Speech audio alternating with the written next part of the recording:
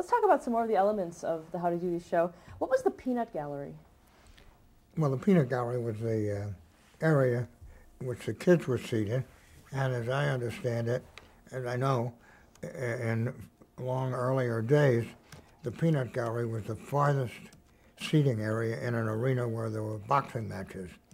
And for whatever reason, it was called the Peanut Gallery. And I was not familiar with that, but someone suggested that we use that name for our Peanut Gallery of kids. And it was very useful because we didn't like the word kids too much. Not that we didn't use it. It would say kids, what time is it? But Bob could use the word peanuts in describing, hey, all you peanuts, watch tomorrow's show to find out who killed Cock Robin or whatever, you know.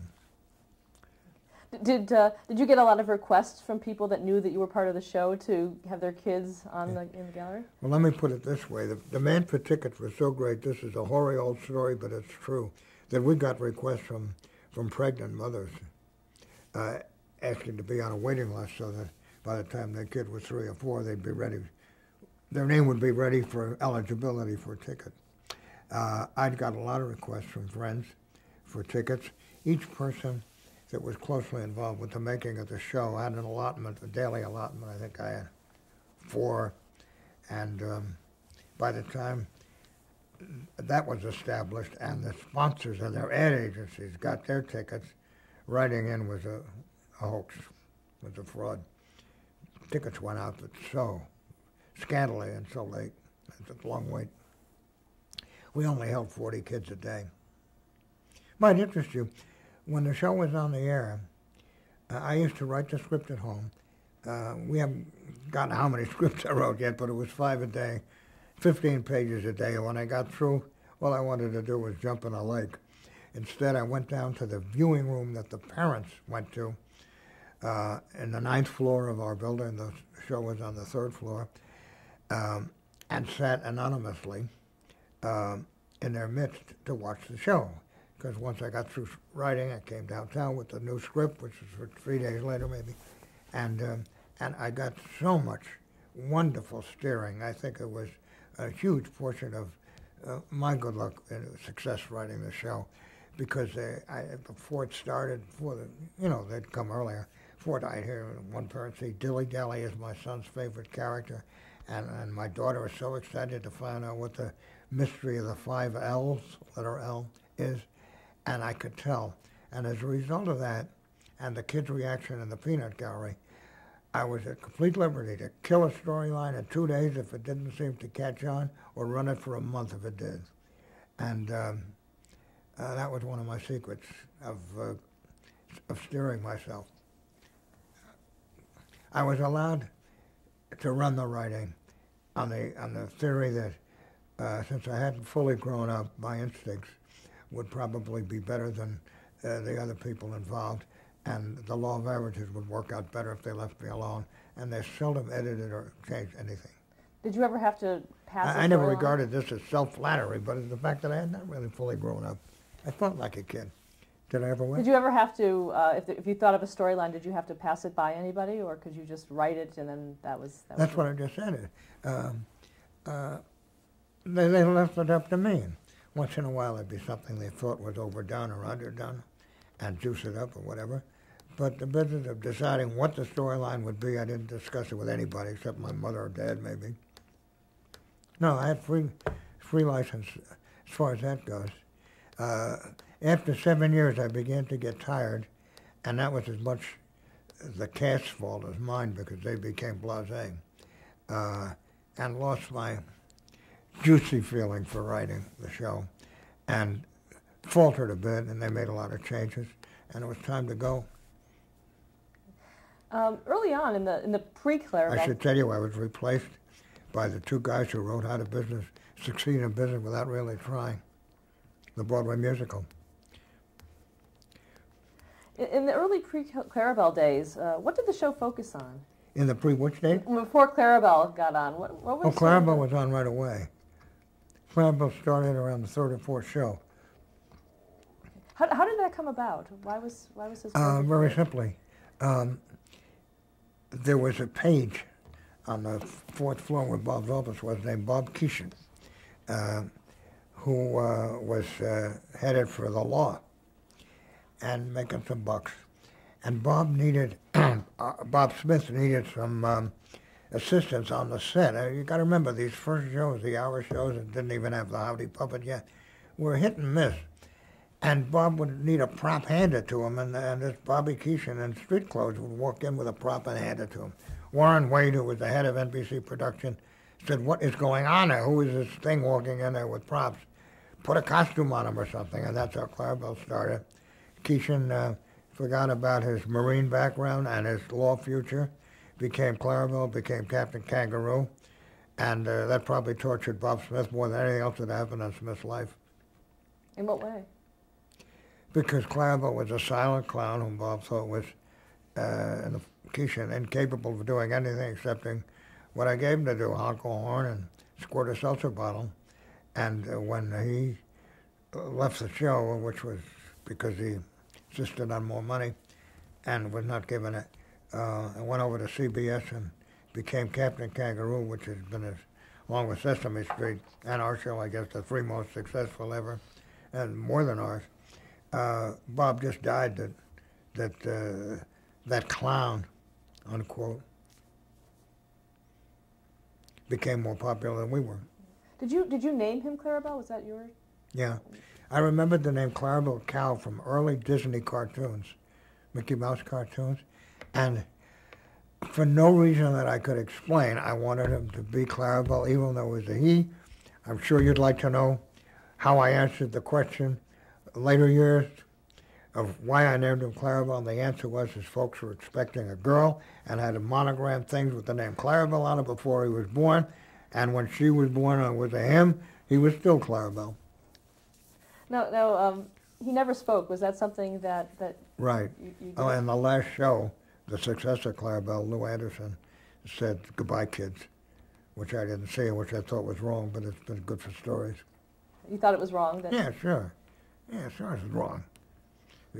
Clarabelle didn't speak for 13. The only thing is that the kids who would be broken-hearted to hear him speak were already in high school by the time Lou Anderson said goodbye. Let's talk about some of the other characters. See, in later years, the show became a weekly Saturday show, and no more cliffhanger or anything.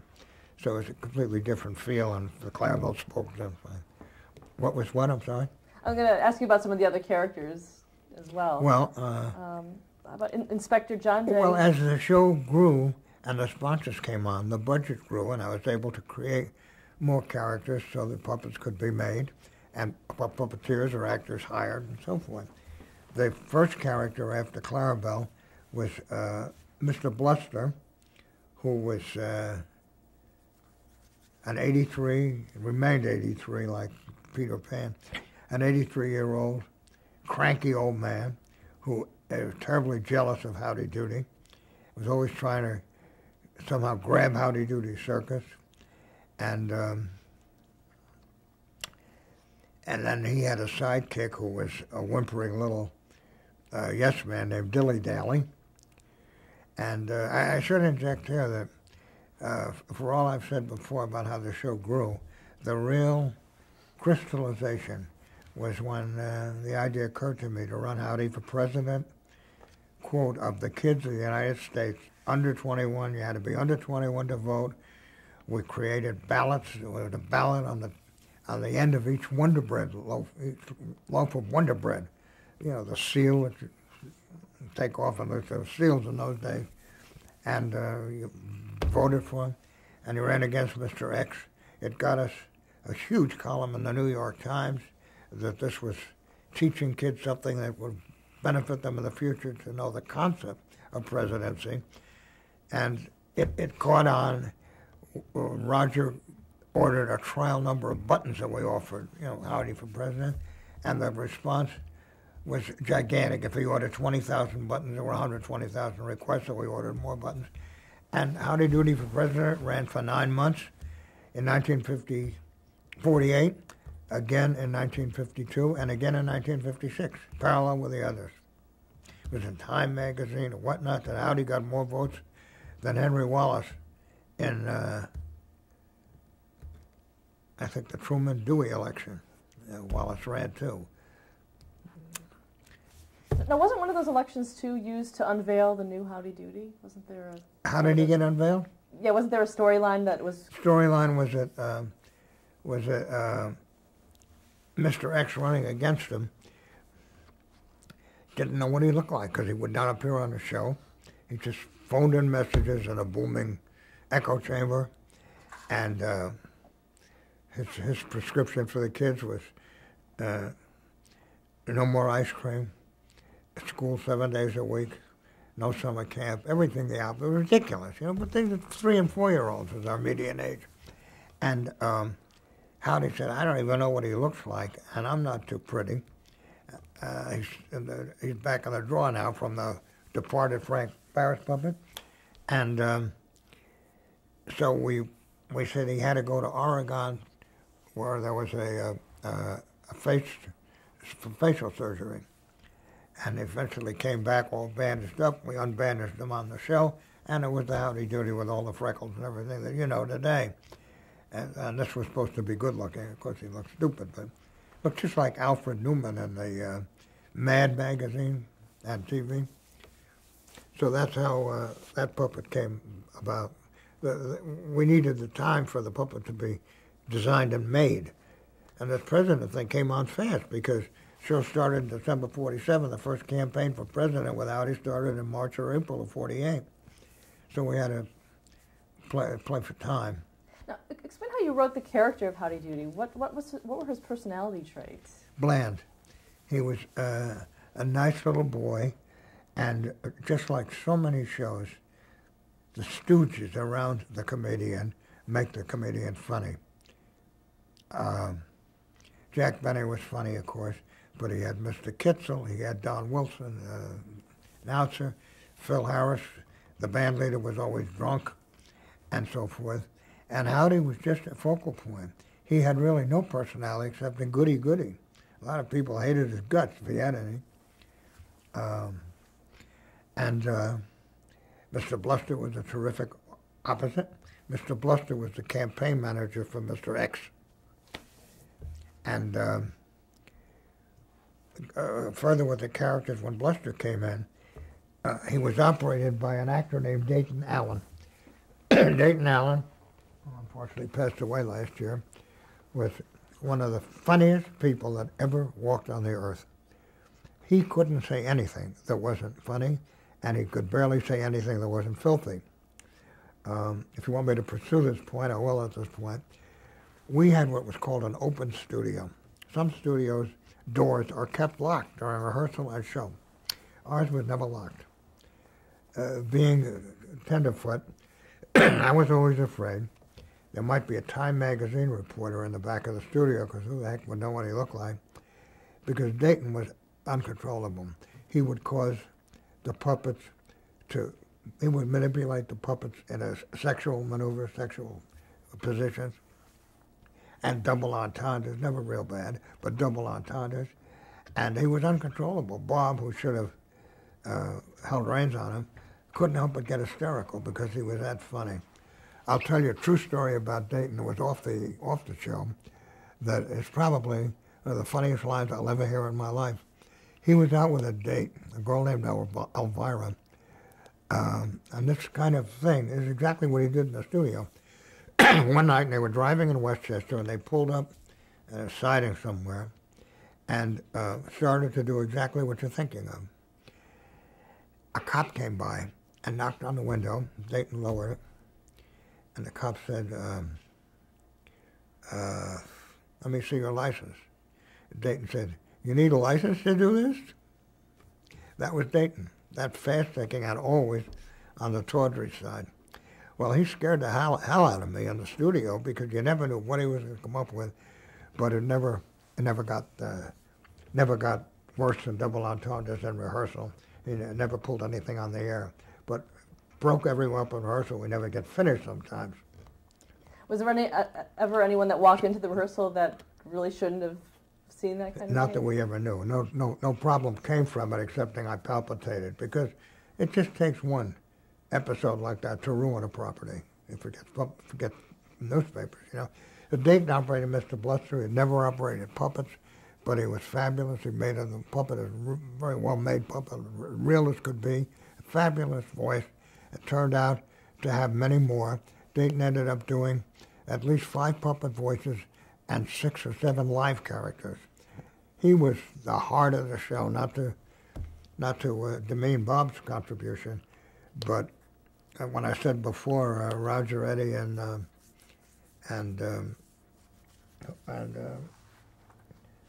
Bob creating the show, Dayton helped make it as successful as it was because he gave me such latitude. It was not easy to write for puppets. I mean, you know, it has to be all words. You can't do like a radio show. You can't do physical comedy, except we did with Bob and Clarabelle. So Dayton gave me options all over the place. He did 3. The next puppets came along were Mr. Bluster's triplet brothers. One was called Don Jose Bluster, who spoke Spanish, and the other one was called Hector Hammock Bluster, who was English. I never gave it much thought until I was asked, how come if they were triplets, they're so different, innate nationality? The answer was, when she was pregnant, the mother was on a cruise, and she had a baby off each of the 3 ports of England, Spain, and the United States. So the kids were born the way they came out. Stupid answer, stupid explanation, but that was a show. Parents used to like to watch it because we put in these things that the kids took seriously that were obviously, you know, something for a parent to laugh at, too. Did you do that a lot? Was that Yeah. something you really tried? And Well, that's another thing. Clarabelle, Kean, played another character, an Indian, called Chief Featherman. Anytime you mentioned Featherman's name, Clarabelle would retrench, look panicky, and so forth. And anytime you mentioned Clarabelle's name to Chief Featherman, he would say, "Featherman don't like caramel," and pronounce caramel. And Bob said, "Boy, I hope the day never comes that these 2 meet." Well, of course, they never could because they were the same actor. That was a behind-the-scenes gag that everybody understood. Kids, I don't think, did. But it didn't matter. They never met. Never met. Then, I'm still on new characters. Then along came another Indian character, a heavy. The Featherman was friendly, named Chief Thunderthud. He was played by a Greenwich Village actor named Bill LaCornick, who had a spectacular singing voice, played a live character called Dr. Sing-a-Song, but his main job originally was operating and doing the voice of Dilly Dally. But you can't use all the puppets all the time, so all these guys ended up doing live characters, too. And he did Chief Thunderthud. It was the only Indian, Bill had a mustache, the only Indian ever seen with a mustache. We tried to paint over it, but you could see it. And he was a heavy, if ever there was one. And he'd get squirted by Clarabelle, which was Clarabelle's art. And I had to find something for him to say other than "damn you, Clarabelle." And I came up with the phrase Cowabunga, which I spelled Kawabonga. And the reason that occurred was that for Featherman, his greeting was Kawagupa, not how. I didn't want to use how because we were making too much fun of Indians to make them seem real. And at least that's how I thought. So Kawagupa suggested for sweet sound, became Kawabunga for an angry one because, you know, certain letters of the alphabet sound muzzly. And the history of Kawabunga is something we get into a little later if you want.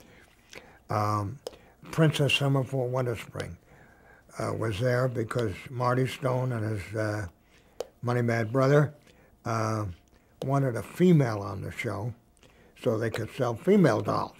We're already selling, well, I never got into it, but with the growth of the show came a lot of merchandise, howdy-doody games, toys and whatnot, dolls and clothing.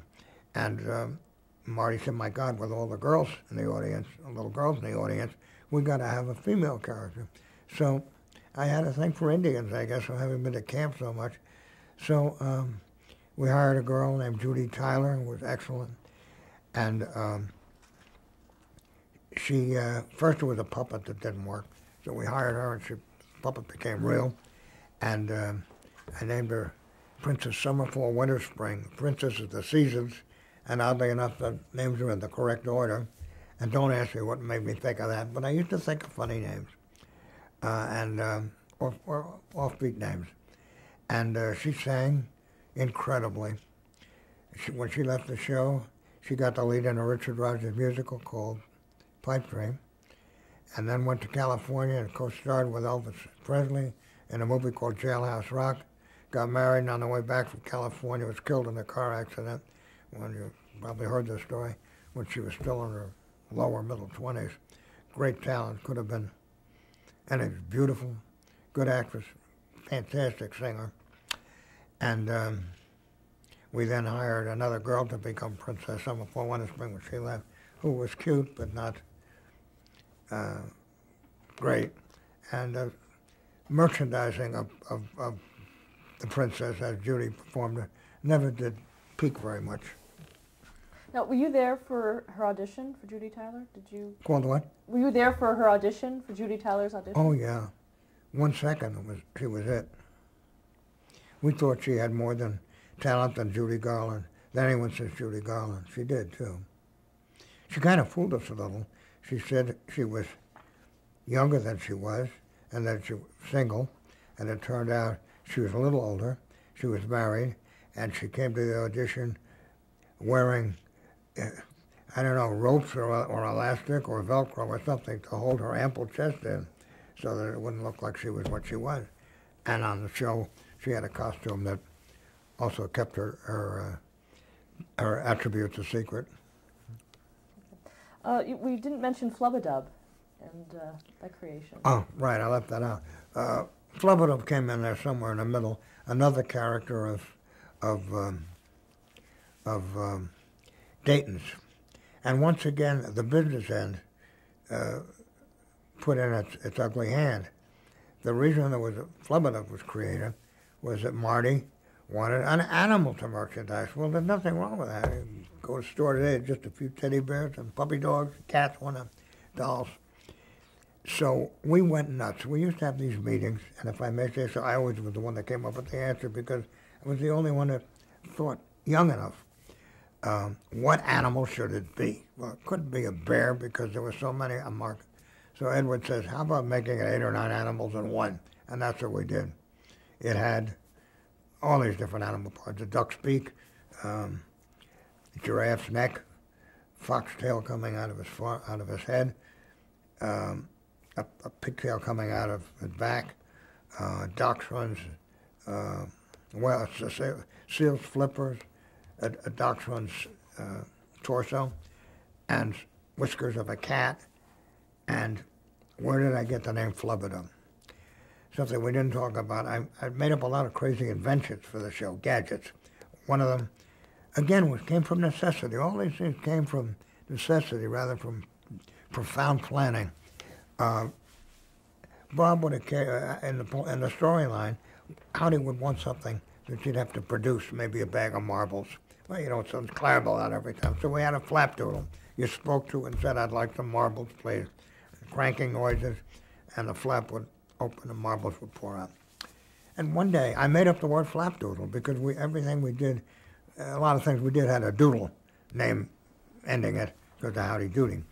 So one day I looked in the dictionary trying to come up with a name for the Flubadub. And whenever I was stuck, I'd look in the dictionary, and some word would give me an idea for a storyline, no less a name. And to make a long story short, I look up through the dictionary, and I come across the word flapdoodle, and the definition was flubdub, F-L-U-B-D-U-B. Said, what a perfect name for the animal. I stuck an A in the middle, flubadub, to make it sound more musical, and that's how he got his name, thanks to Webster. Now, where did you get your inspiration? You mentioned that you thought the youngest. Where did that come from? Just, I don't know, it sounds conceited, but I just had a knack for coming up with ideas for this show. I wrote another kid show. I've never written any other shows. Never tried to even. Were you able to remember a lot about your own childhood? Did that come up? Sure. Were you able to use that material for the show, in a way? Well, not coming up with flubber-dubs, but I don't know. I just had, I'm not sure, I'm glad I had it, but I had a knack for thinking of things that kids would be amused by or mystified by, meaning engaged. Like we went on for months with the mystery of the 5 L's. That's the letter L. Why did I want something like that? So that we could have those charming moments, which were some of the wholesome parts of the show, not the always squirting seltzer, the clown. Those charming moments when Bob, who handled children brilliantly and not condescendingly, would say to the kid in the peanut gallery, what do you think the 5 L's stand for? We get the damnedest answers. And I'd read all the mail. No one else would. We had a ton of mail, but I'd take it home every once in a while and quick read through it because I got ideas from the kids' letters. Ideas came from the situations, not just, now I'm going to do a Robin Hood story or something, you know. And the clues started to come in as to what the L's were, and on and on and on. If you care what it was the lucky left leg of the Lima Llama. And until we got to that, I think we spent 4 or 5 months puzzling over what the hell it stood for. And whatever somebody made a guess, we would do a sketch or a whole script based on that guess. You know, maybe LL liverwurst links. You know, we'd bring out some liverwurst and link them together or something. No, that's not it. But that would be a whole show because the liverwurst would give Clarabelle a chance to squirt somebody, and Dilly Dally would trip over the name, and you made something out of nothing, like they said Seinfeld did, and what Jack Benny used to do too. There was no real meat to it, you know, it was all situational. You mentioned. Am I making any sense, by the way? You are. Because you some totally people think I don't. We haven't really talked about Bob Smith and his demeanor on the show. And his what? And his demeanor on the show. Talk about him personally and professionally. Bob, How would you describe him? Bob was a perfect talent for this kind of show. He had the ability, which so few performers ever have, of talking to kids without talking down to them, or else the fantasy-laden storylines that I used to put in his mouth never would have stood up. He just was, he looked like he believed this nonsense, the lucky life of the Lima Llama. His personality was somewhat different off the air than on, and since he's not here to speak for himself anymore, I can't say too much, but I found him leaning terribly much toward double entendres in the studio, maybe to be a big shot with the cameraman or something, and I didn't appreciate that. Not that I was the boss, but I was always afraid of that guy in the back, at least with Dayton, with the puppets. A time writer might be amused and not say anything, because he might look silly writing that the puppets were doing this or that. But with the conversations, it was different. Bob did one thing, which I'll tell you, that you can edit out anytime you want, that to this day I don't understand. Roger had a secretary, and this is in the middle of the studio, open, in rehearsal, named Kay Asplant, who was a wonderful woman. And she was Roger's secretary, the producer, and every once in a while, something had to be delivered to the studio, and Kay would walk in. And Bob would see her, stop dead in his tracks, and he said, bring the mic down, I got an important announcement. All of you help me, please. If you see Kay, let me know. And it just didn't jibe with the rest of Howdy Doody. Okay, let's stop there.